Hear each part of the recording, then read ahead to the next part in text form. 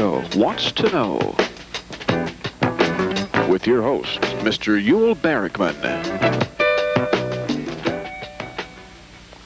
Tonight our subject is the Kentucky Education Reform Act, commonly known as KERA. During the last governor's campaign, it became a subject of controversy among some of the candidates as well as various teachers and others, parents and others interested in the act, and is now a subject of controversy in the legislature. So it is a fit subject to be discussed at this particular time. We have to discuss it, 3 teachers, each one of them very able. Mona Goodman of the Glasgow Independent, she is the teacher supervisor of the Glasgow Independent District. Rossi, who is the principal of Green Street School, and Debbie Hartman, a primary teacher in the Eastern Elementary School in the Barron County system. Welcome, ladies. I appreciate your coming. Mona, I'm going to start with you and ask you to give a brief history and overview of what the act is supposed to accomplish and why it was enacted. Okay, Uhel, we'll try to do that. The Education Reform Act originated out of a financial issue. The system of financing was the question, and a court case originated in '89. And from that court case, the 60 school systems asked for an equitable funding system. And the result was that the court decided that the public law for schools was unconstitutional. And as a result, what did the legislature mandate? The legislature mandated a complete change in the public school system laws. They started with governance, curriculum, and finance, and rewrote in a 900-page document back in April of 1990 all of the Kentucky public school laws. And among the changes were changes in instruction both in the primary system and throughout the system. Can you briefly tell some of the changes that were enacted by the law?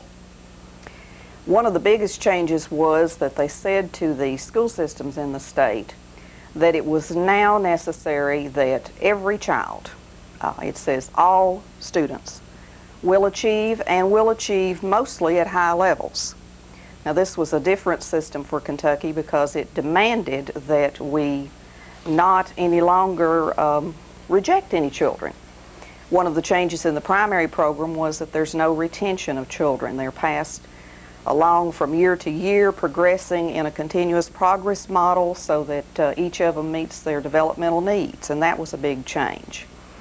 The law is designed around the premise that it's our job as public school educators to make sure that every child receives an education that will allow them to go out into the workforce, to go out into their family lives, into their communities, and be successful adults. And one of the means to accomplish that was a change in instruction, particularly with the use of requiring the students not only to work math problems and English problems, but to write about them. Mm-hmm. Now, briefly give an overview of that, and then I'll let you rest a few minutes. Okay. The law provided for 6 goals for education in Kentucky, and I'll try to cite those, and if I can't get them all, Rossi, you help me fill them in here. But the first goal was that all students would leave Kentucky public schools with basic skills in communication and in math. Communication meaning reading, writing, listening, speaking skills, those types of things.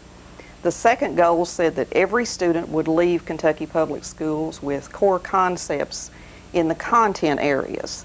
science, social studies, mathematics again, all of the content areas that we traditionally think of, arts and humanities, practical living, which we used to call home economics, those types of things. The third goal says that all Kentucky students will become self-sufficient individuals. They'll be able to function on their own in life, provide for themselves. The fourth goal, help me, Rossi. The fourth goal says that all students will be able to be productive members of groups, of their family and their community. Fifth says that they'll be able, and this is what you're alluding to there, they'll be able to integrate what they have learned throughout their life. In other words, they won't just learn to do division problems or algebraic equation or exponential equations or any of that, but they'll be able to apply it to their work, whatever they encounter throughout their lives. And then the last goal talks about integrating experiences and making everything come together so that they become successful adults. Now, another aspect of the change was an integrated primary system. And Debbie, will go to you this time since you teach primary. What is an integrated primary? First off, I try to combine all my subjects. I don't just have reading and then separately have math and separately have science or social studies. I have units to where I pull in reading, and we may be reading about some topic in science. I also pull out my math in my units to where it's all combined, and it's just not taught as separate subjects. And student-wise, how are they integrated? This year we have multi-age, multi-ability. This year I have what's called a P1, P2 classroom. I have kindergarten and P2 students, which used to be referred to as first graders. They work together, the older ones under the premise helping the younger ones. It works beautifully in my classroom. I had never had a P1, P2 classroom until this year, and I'm totally sold on it because they are so, the P2 students help the P1 students to learn how to do everything. They're role models in every way. My kindergarten P1 students were the first ones that learned how to get through the lunchroom carrying their tray, and they learned all of the school rules because they simply had role models that they could follow. And behavior-wise, they watched and they caught on what was appropriate. When they are in a self-contained classroom with only that age group, they only have you to go by. Now they have all of their peers to go by. And it works the same in all of them. You can have a P1, 2, and 3 classroom, and they help each other. They work in cooperative groups where they are learning as much from each other, and you are more of a facilitator, helping them, guiding them to where they can learn it on their own. They feel better about themselves doing that. So your integrated primary is integration of not only subjects, but of different age groups, and as I understand it, and correct me if I'm wrong about this, with sometimes different abilities. In other words, they may have different IQs. That's right. Now, how long have you been teaching the integrated primary? This is my 4th year that I have taught an integrated classroom. We have tried several different groupings. I've had P2, 3, and 4 students, and they would divide up into groups for reading and math, but I would keep them all together for other subject areas. But this year I just found that working with the P2 and P1 students by themselves, it works best for me. But each teacher finds that different groupings work. It just works differently for each teacher, and it depends on their own teaching style. Different ones have different groupings, and they all work well for different teachers. And did you teach the old system also where you only had 1 grade? Yes, sir. I had taught kindergarten for 6 years, and I had taught 1st grade for 8 years before we went into the primary program. Now, give me an analysis of it, and based on your having taught both ways, an analysis as to which system is better and whether the system that the integrated system that was brought in by KARA should be eliminated, as some people are now advocating, or whether it should be modified or left alone. I think there are probably some advantages and disadvantages to both. It's a lot of work working with different age levels, because I'm trying to meet the needs of the children, and there are different needs. It's multi-leveled. But after having worked with both, I really, and especially after this year, I prefer working with the P1, P2 together myself, because I see it being so successful. It doesn't hinder my P2 students. I haven't kept them back in any way. They are working right where on the level that they are on. If they need to be working on a skill that would be considered a readiness skill, then they're going to be working with some of the P1 students. Some of my P1 students are at a higher developmental level, and they are working on P2 material. In the old system, you had your kindergarten and you had your first grade, and rarely did a kindergarten student come up into a first grade classroom. Whether they were ready for it or not, they stayed in their kindergarten classroom and they got readiness skills. So they learned their ABCs and their numbers and their sounds. So they came into first grade ready to read. Now I have several students in what used to be called kindergarten, is now P1, that are reading because they're exposed to so much more. When you're in a classroom where you're hearing a lot of subject matter that's for P2, if you're ready for it, you're picking it up. And I'm just totally sold on it. They have picked up so much that I would hold my kindergarten P1 students up against any kindergarten class, because they just pick up so much material by being in a classroom with another level. One of the criticisms of the system is that it may benefit the younger ones, for instance the kindergarten, but that the older ones, instead of learning something new, that you're using them all the time to instruct the younger ones. Is there any validity to that criticism? There's a saying that to show that you really, really have learned your material, you should be able to teach it. In that respect, my first graders, my P2 students, are showing me that they do understand it, but it's not holding them back, because they are doing the material that I feel like they need to be successful and going on to a P3 classroom. But I can see that when I had it's much easier to call them second, third graders, but when it was much harder to continue working with them when they got to be P2, P3, and P4 students. When you had 3 different levels in a classroom, it is much harder to continue working with those P4 students, because the P2 and the P1 students are not independent learners, and you need to spend a lot of time with them in order to make sure that they are getting their information. It's just my own personal feeling that it is much harder to work with the older ones, the P3s and the P4s, in a multi-age classroom. It's harder to get all of that information to all of them.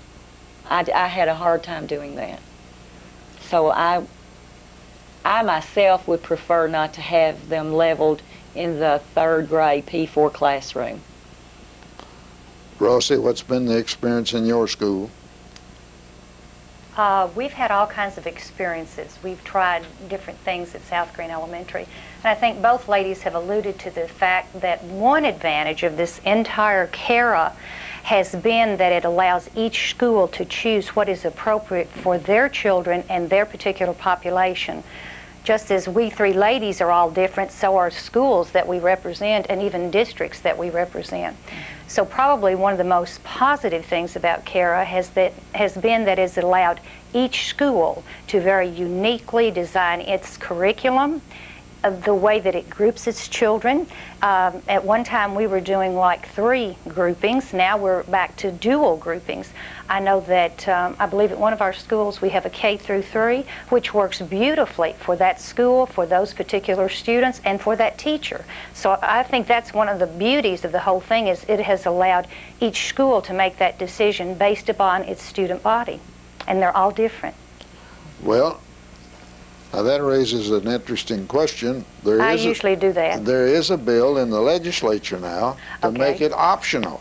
That's correct. Now, if I understand you two ladies, it's already optional. So what's this all about? The choice either to do the dual or like the K through 3, yes, because it says multi-age, multi-ability. It doesn't really specify that it absolutely has to be K through 3 or K1, or, and I'm talking traditional grades, or 1, 2, or whatever. That's pretty much left up to you now. For instance, at South Green, we're not really able to do a K1 because we don't have the luxury of having all-day kindergarten, which you probably do. Have all-day kindergarten? Yes, we do. Okay. I just don't have the space. At one of our other schools, we're able to do that. We have space for that, and that's an option. I think what the bill says is that it does sort of make it a little bit clearer. I think there was sort of a misunderstanding at first, or misconception, that you absolutely had to do like a K through 3, and I don't think that was ever the intent of the law, was it, Mrs. Goodman? No, Really? I don't believe it was At any point in time. So I think the bill is going to let, schools pretty much choose the way that they want to do it.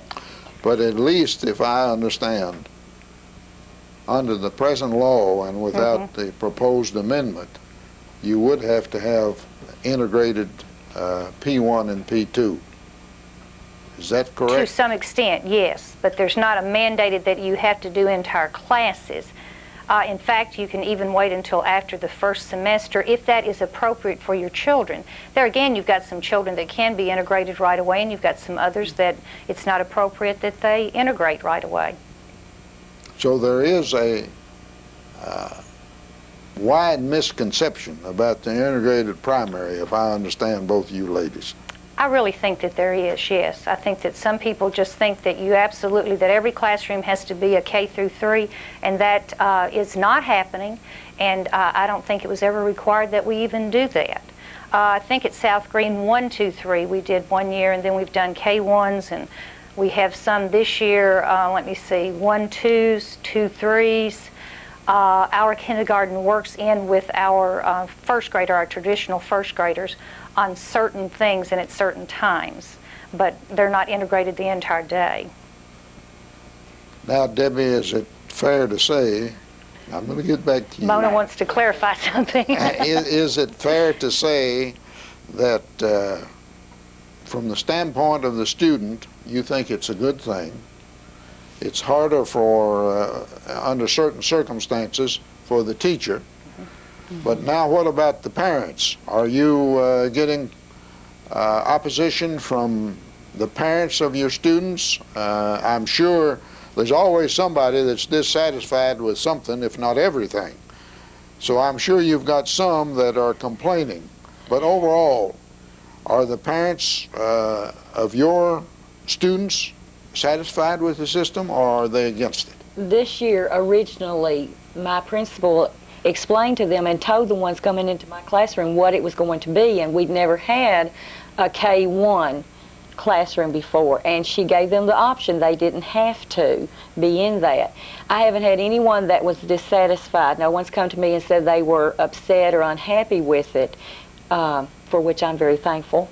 They were probably not sure about it when they first came into it, as that's how I felt. I wasn't totally sure about it, but it's worked out for me so well, and for my particular class, the parents seem to be very, very happy with it, and some have even said that they would like to request to have their child in it again next year. As a matter of fact, I've had some parents whose children were not in my class because they weren't sure of how a K1 would work, excuse me, that now see that there are some benefits to it.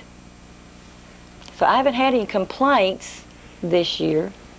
Rossi, have you had any over the years? This is what, your 4th year with it? This is our 4th or probably 5th, isn't it? 4th or 5th? Finishing a 5th year, I think.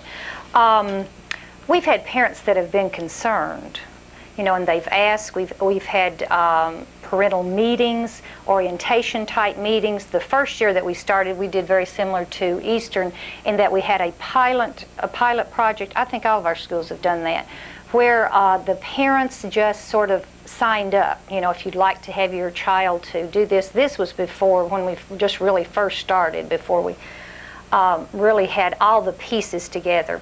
And we did a lot of educating parents. I think that's just real important. I think parents, our parents in Glasgow, and even in Barron County too, because I'm from Barron County, so I know.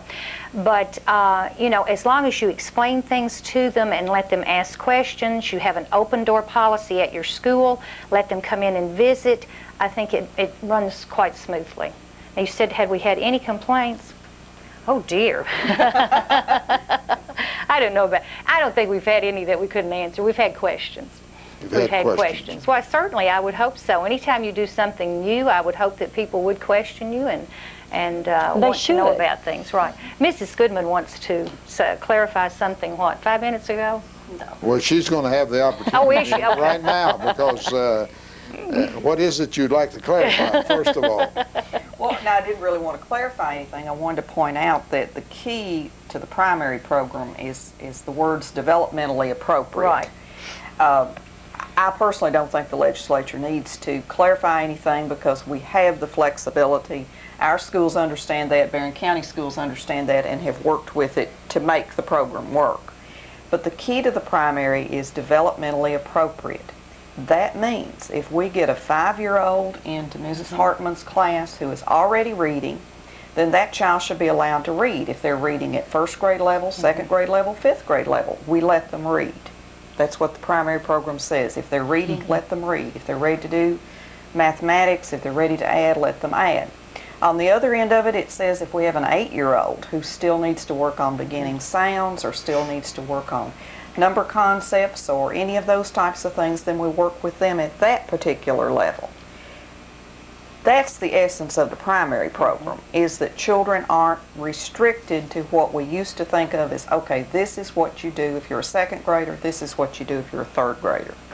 Now, you've had experience as a parent with a student in the integrated primary from the standpoint of the parent. And forget that you are an administrator, forgetting that for a moment if you can, from your standpoint as a parent, what is your conception or your opinion of the system? Has it helped your child or not? It has. I've had 2 children involved in the primary. My daughter was in the model at E.B. Terry's school when we first initiated the model classrooms that Ms. Kingery referred to. She had her 2nd grade and 3rd grade year in the model there and did very well with it. Anne's a very verbal, linguistic child. She did very well in traditional kindergarten and 1st grade. So I don't think it probably made as much difference for her. My son Mike is at E.B. Terry now, and he is in the classroom setting that we have in the system that has kindergarten, 1st, 2nd, and 3rd graders together. 2 teachers work as a team there. He's a very mathematical, spatial child, and it's been very beneficial to him to be in it. He would not do well in a traditional setting. My daughter would have probably fit in either setting, but my son has definitely benefited from having the opportunity to learn in a lot of different ways. One of the other areas of controversy is as far as upper class students are concerned is the matter of integrating the subjects and then having to write about them and learn more about communication. And the criticism is that they're not learning the 3 R's. Mona, we'll start with you. Is there any legitimacy to that? Well, remember when we had the traditional program of 3 R's, 2 of them were misspelled, so I'm not sure how accurate they were to begin with. We do teach basic skills. Basic skills were not removed by KARA. In fact, they are the foundation. They undergird everything that we do.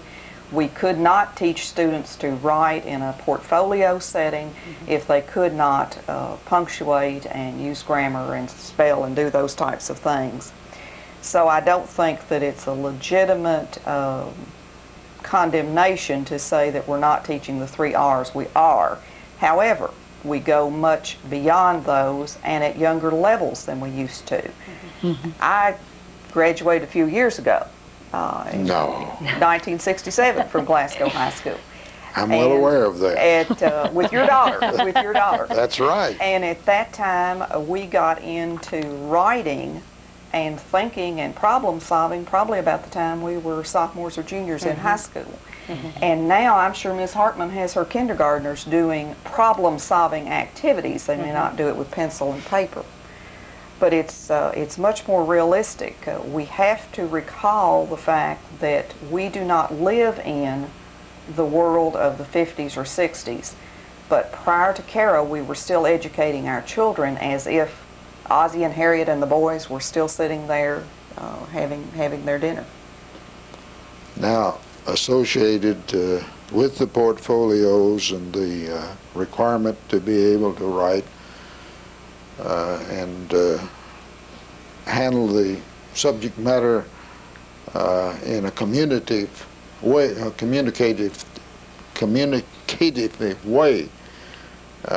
is the testing, the criticism of the testing.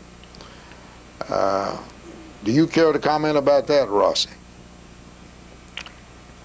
I'd like to make a comment concerning the writing first. Could I do that? Oh, yes. Okay. And developmentally appropriate instruction. See, that's my favorite parts, because in essence what we've done is take the cap off. We no longer say because you're in 3rd grade you can only do certain things. So therefore we have the wonderful problem of trying to figure out how we're going to get access computer programs at our middle school because we need them in our 5th grade. Isn't that a wonderful problem?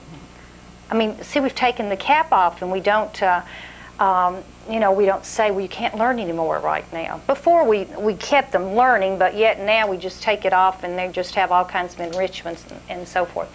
Now, criticism to writing portfolios or to portfolios in general, math or writing.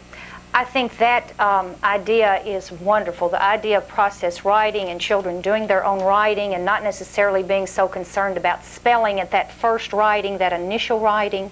And we see our children being creative and expressing themselves.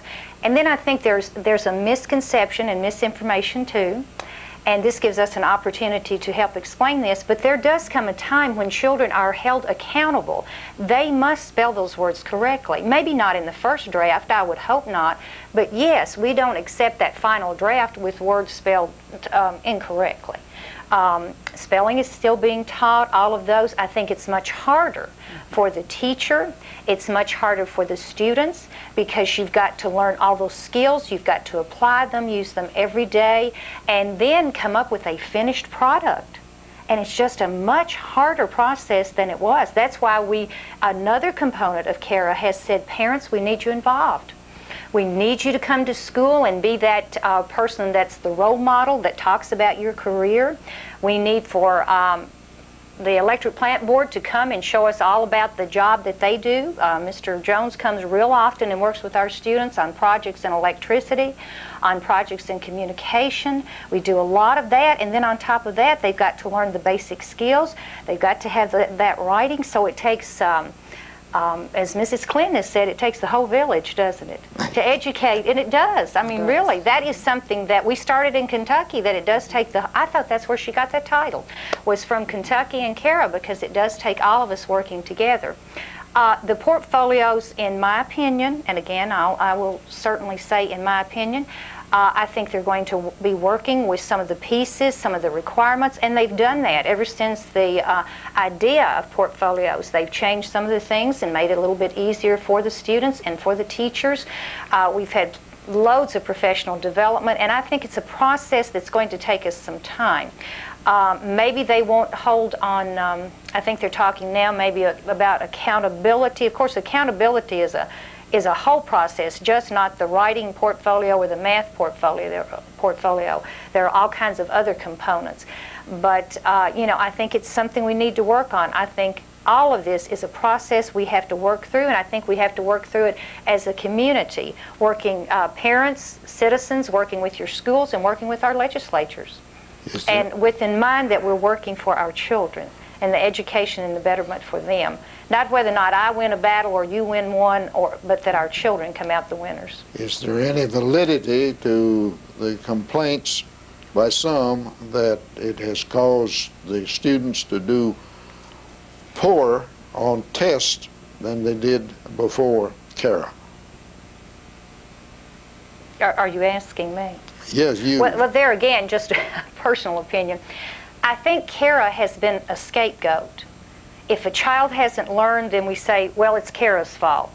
In the past, I guess we said it was Mrs. Kingery's fault. You know, there's always some reason, and Kara seems to be the appropriate one. I don't think that if you take Kara and its components and work again with the welfare of the child in mind, I think it will all work well. I think we have good professional, good teachers in Barron County and in Glasgow, and if we just work together, I think it will work out well. You've just touched on one problem that I think is universal as far as your schools and the community and everything else is concerned, and perhaps I shouldn't say this, but I shall. That is the lack of responsibility for the children on the part of the parents and their idea that their child can do no wrong, and that if a mistake is made, it's somebody else's fault. And that is too prevalent in this community and this nation today, and also it is leading the children to refuse to accept responsibility. They aren't responsible for anything. So I'm expressing my personal opinion here now, but you know, all three of you know that what I'm saying is correct, and it is interfering with the school system and Kara, and it's also interfering with everything in the community. But so much for that. Insofar as the claim that the test scores are lower because of the different system of Kara, what has been your experience, Mona? What have you got to say about that? Well, we're testing differently. We're looking for different things when we test. One of the things that I want to be sure and say is, and I think Debbie or Rossi once said this a minute ago, it's harder now than it used to be. There's no question that it's harder work for teachers, harder work for administrators, and harder work for kids, and it should be more difficult for kids because they're going into a more difficult world.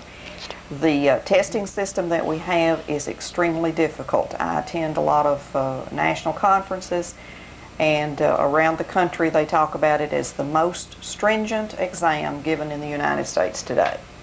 It's an essay test. Now, if you remember essay tests, they were always more difficult. I'm well aware of essay tests. That's the only kind they ever gave in law school. Well, that's why you can editorialize so well. You worked on those a lot. The testing systems that they compare it to are usually multiple choice tests. Or multiple guess, as teachers usually refer to them. And so it's sort of like comparing the tropical climate of one state to the humid climate of another. You're comparing apples and oranges, or two things that don't match. Our schools have done very well in this area in the testing system, and we think they're going to continue to do well.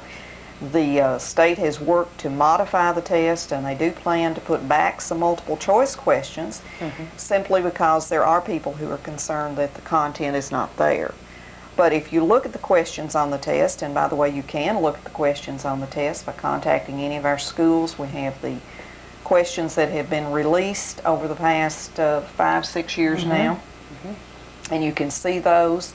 Parents can see a test even before it's given to the child if they want to come in and view it in the office.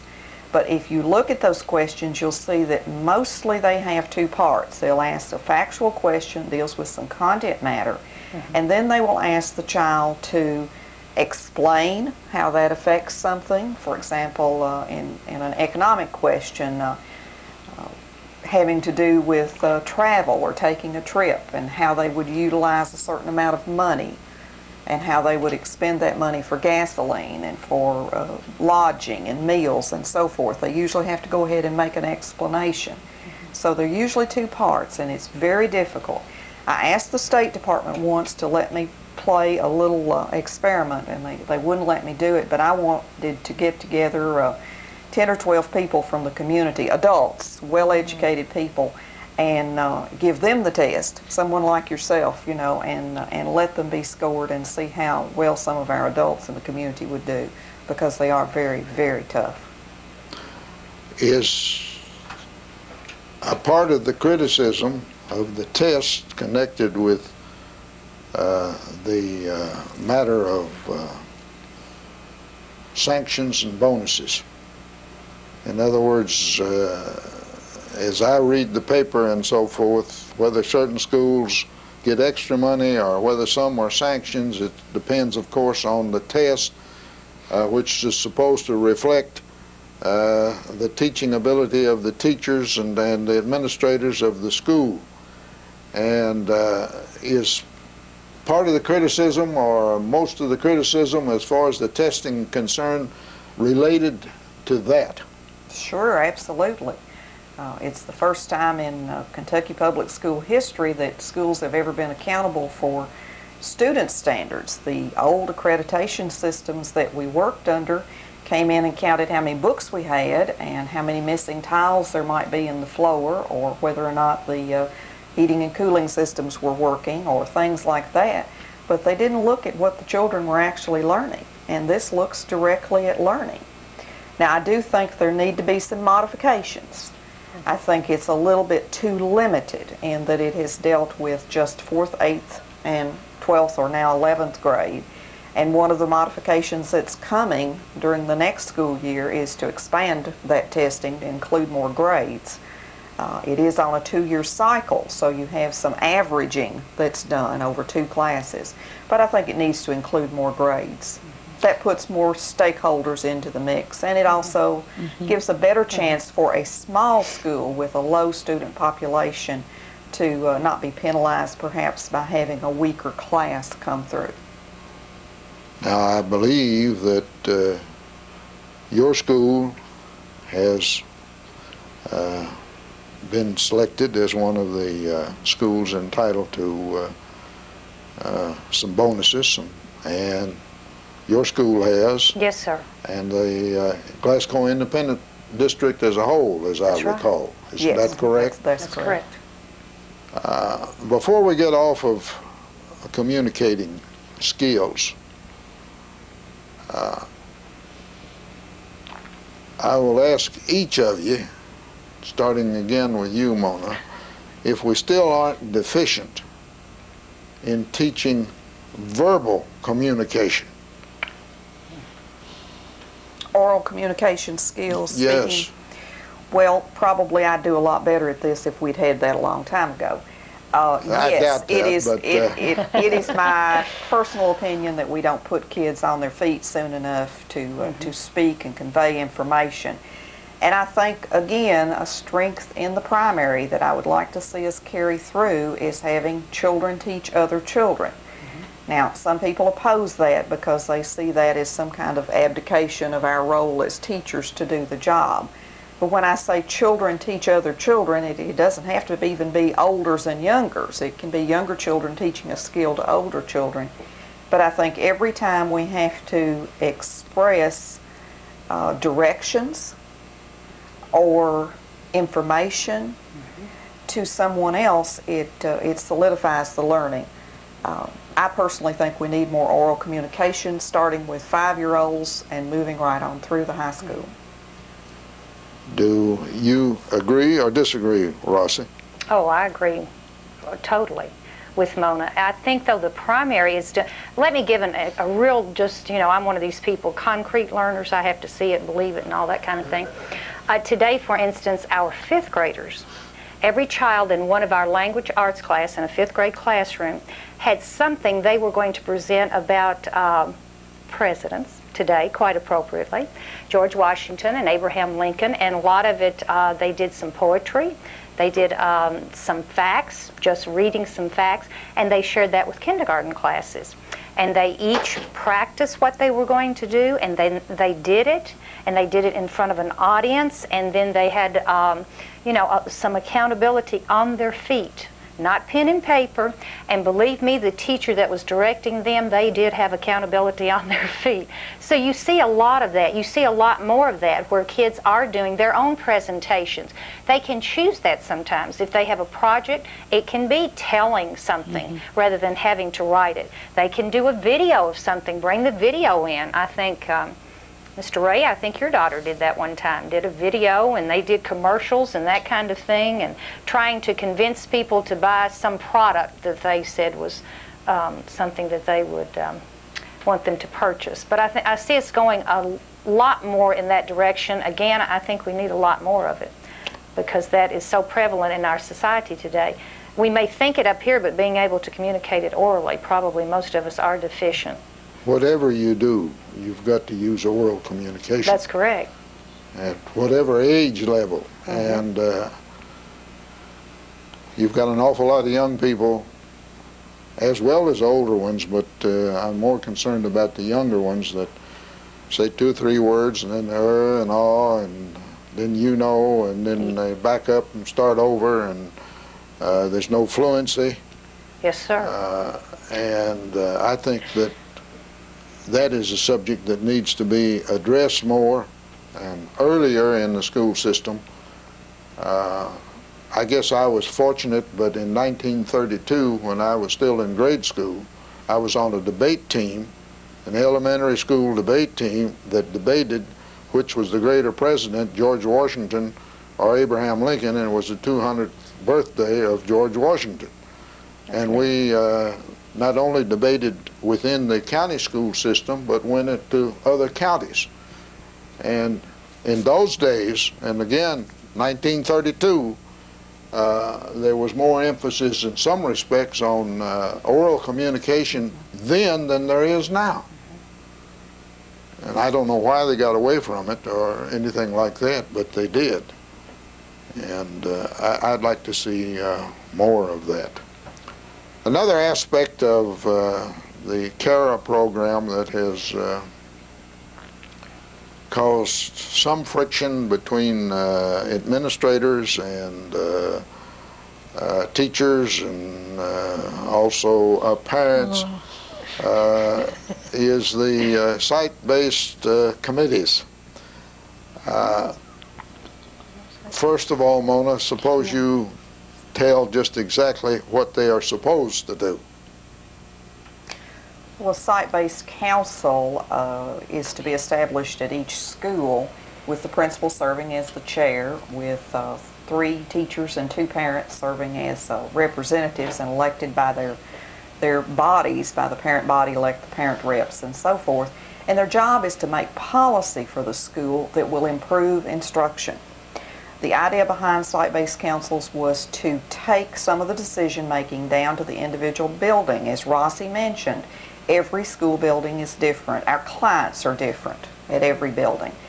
And to let people make decisions right there at their building site about ways to improve instruction. The role is not day-to-day operations. We have principals hired to do that. The role is not to teach. We have people hired to do that, but to make some decisions that would help instruction. For example, many times the council can think of a better way to provide for a particular type of need, like technology, and how it's being operated or used within the school building. I guess the theory behind councils is the more heads you put together, the better you get ideas. Rossi, in your school, you've had it ever since CARA Yes, that's became correct. the law. What has been your experience? We have certainly enjoyed site-based at South Green Elementary, and I think there are a lot of factors involved in that. First of all, our central office staff, including Mona, Dr. Tennant, our board have been very supportive of us. It's been a team approach all along. They were there to help us. When I didn't know things, or when I thought, can we do that, or is that something we can even consider, they have been very helpful. That's been very important. A second factor has been that we have had council membership that includes the teachers and those parents that have been chosen, that their main goal was policy-making decisions to improve instruction for students. Not necessarily to make life easier for me, to make life easier for teachers, but to improve instruction for those students. You cannot go wrong in making policies and running a school when every day you go in there and you think, what am I going to do to make this day better for every little youngster that comes through that front door? And if that's what you work on when you have your council meetings, when you have your committee meetings, you won't make a wrong decision. You will really, as Mona said, you'll have all these different ideas, and you can pick out the ones that work best for your school. You know, sometimes we're in, you can't see the trees for the forest, and so we're in there every day, and then our parent council members sometimes give us a different idea. They do. So it's worked beautifully for us. I think that has been probably one of the best things. Our school board has also allowed us to move very slowly. You know, there are about, 16 or 17 management functions on there that we can choose to do. We have a policy written for each one of those, but the policy may say, let me give you an example, school space. At South Green Elementary, our council does not necessarily want to make room assignments. And so the policy is that room assignment or school space will be determined by the way that it was before, which means that the principal makes that decision. Now, we may have a council that may decide that's a function we want to do, and so we'll certainly do that. But our board has allowed us to move slowly, and the second thing they've allowed us to do is to have adequate training so that we learn to work as a team. It's a consensus group, and you have to be team members. But again, if you keep your central goal, the children, it'll all work. Debbie, how long have you had it at Eastern? We've had it ever since the beginning of Carroll also. We were fortunate enough that we were able to choose our own principal through site-based decision-making. You get to do that. And it worked out very well. We were very lucky in that we have a wonderful principal, and it was because we were allowed to, in the council, help make that decision. The board has supported us, and I guess the same way that Glasgow's has helped us along as we grew in our understanding of it. But it's worked really well in our school. Some complain that it is dominated by teachers, and particularly by the KEA, with the result that there has not been enough input from parents and citizens as a whole. And well, that's one criticism. I'll mention another in a minute that I have heard.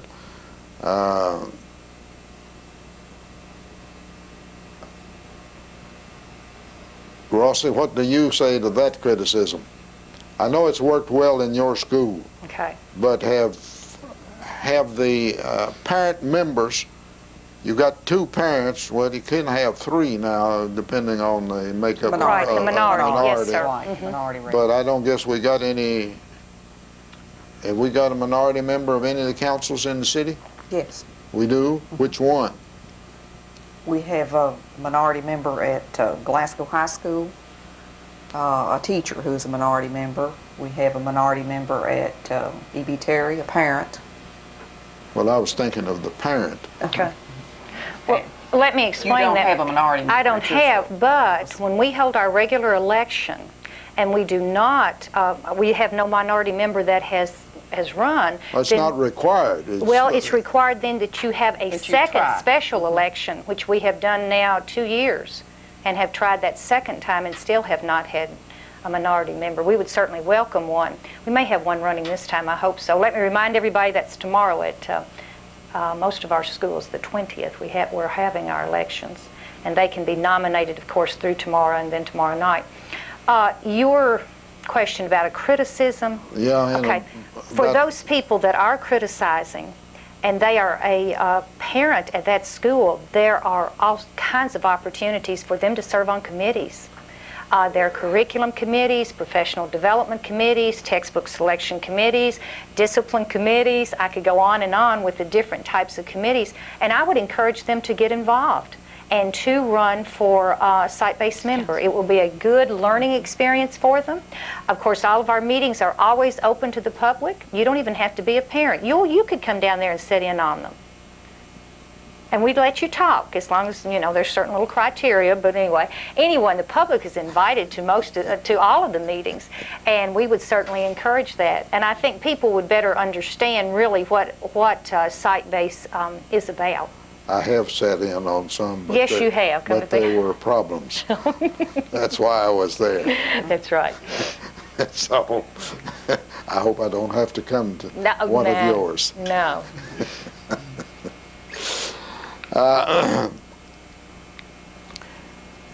Is there any criticism, is there any merit to the criticism that I've heard that the teachers, even though the parents have an input, that if there's any difference on a subject between the parents and the teachers, if that comes up, that the teachers always dominate? Of course they can because of numbers. I understand but remember, that. At South Green, we work with consensus. We don't take a vote. Consensus means it's a win-win. You come up with just an agreement or an understanding among everyone, and so... so then you don't have the problem at South Green because you operate by means of consensus. That's correct. How about... well, that's what we also operate under. I just thought everyone operated under that. Not necessarily, I don't think. No. We have never had a problem with our site-based council, and I think the parents feel very involved, can come to the meetings. We've never had a problem with it at all. And to my knowledge, not had any criticism of it. They're having their election tonight at the PTA meeting. Mm-hmm. Another criticism that I have read and heard is that there is no accountability to anybody by the council. Is there any validity to that, Mona? And I realize that you could have mixed opinions about some of this, but go ahead, and now's your opportunity. The ultimate accountability is still with the Board of Education because they're elected by the public at large, and so I think that's the ultimate accountability.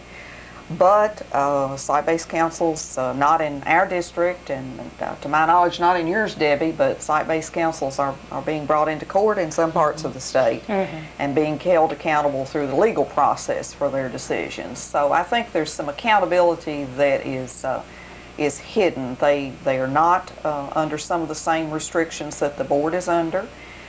One of the things that happened, and it's a good thing that happened, is that they have the opportunity to use some of their monies in ways that prior to CARA the central office and the board could not do.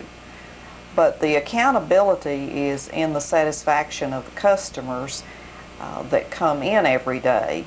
And if councils make too many decisions that don't meet with customer satisfaction, eventually they will be accountable because they won't be council members any longer. The election process will work.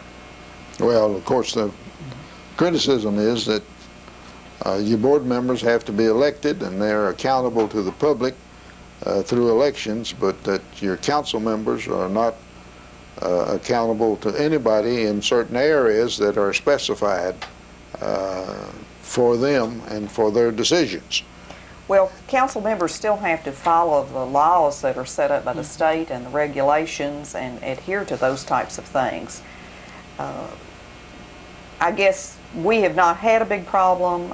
Councils have worked well for us, but I hear horror stories in some places of some real dog fights, but Rossi and I haven't had to square off yet and go to the mat. But so far things seem to have worked well for us. I think the accountability is there. I think it will get stricter as people understand their roles better. As the law was written on school councils, there was a lot of vague description, and just the example of hiring is one area that is still very controversial, because the council does get to choose a principal. They do not, however, choose the other staff members. They just consult with the principal. The principal, Rossi's the one on the firing line for choosing staff members, and she works through us to make the best choices out of that.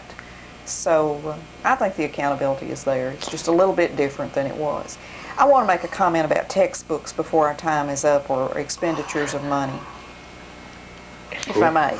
Yes, ma'am. Go ahead. Well, one of the questions that comes up every once in a while, and you keep asking, are people concerned or do they have questions? But sometimes people will ask us about the use of textbooks.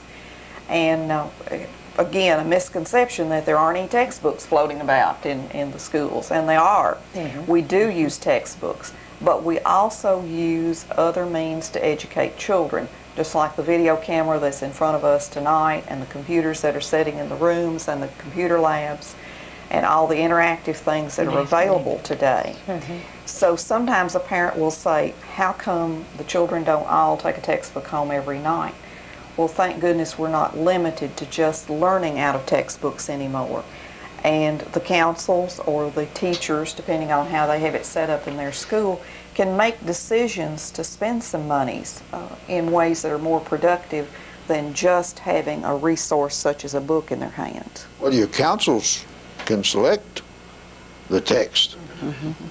But they can also select, along with the text, a computer program, laboratory equipment for science, language masters for verbal skills, and many other types of things, and they're not restricted to just a textbook.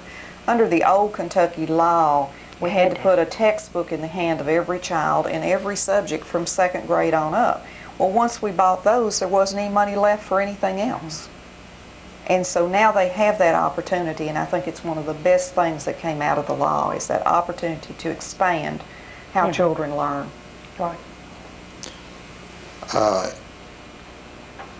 One of the difficulties that I have observed as far as the councils are concerned, and again, as a board attorney, not only of the local board, but another board,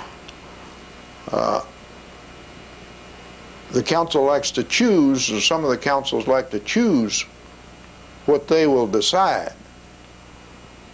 But they also like to kick back to the administration some things that they don't want to deal with. And I have noticed that particularly sometimes in discipline problems.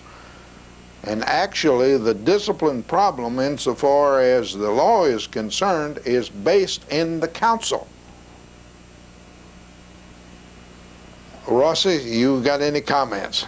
Well, yes, I do have. The council writes discipline policies, but the actual disciplining that occurs on a daily basis is still my responsibility.